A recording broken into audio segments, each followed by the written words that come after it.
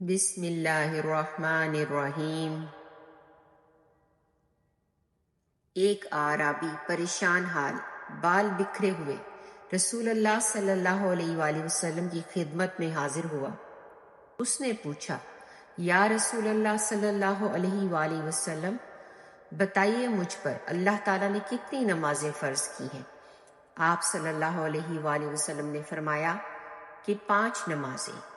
یہ اور بات ہے کہ تم اپنی طرف سے نفل پڑھ لو۔ پھر اس نے کہا، بتائیے اللہ تعالیٰ نے مجھ پر روزے کتنے فرض کیے ہیں؟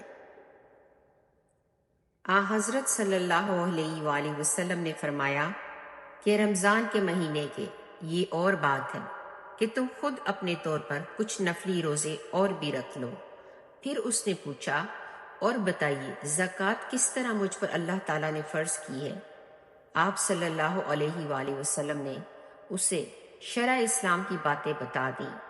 جب اس اعرابی نے کہا، اس ذات کی قسم جس نے آپ صلی اللہ علیہ وآلہ وسلم کو عزت دی، نہ میں اس میں سے جو اللہ تعالیٰ نے مجھ پر فرض کر دی ہے کچھ بڑھاؤں گا اور نہ گھٹاؤں گا، اس پر رسول صلی اللہ علیہ وآلہ وسلم نے فرمایا، اگر اس نے سچ کہا ہے تو یہ مراد کو پہنچا۔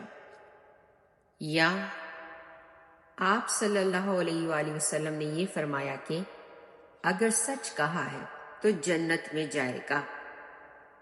صحیح البخاری حدیث نمبر 1891۔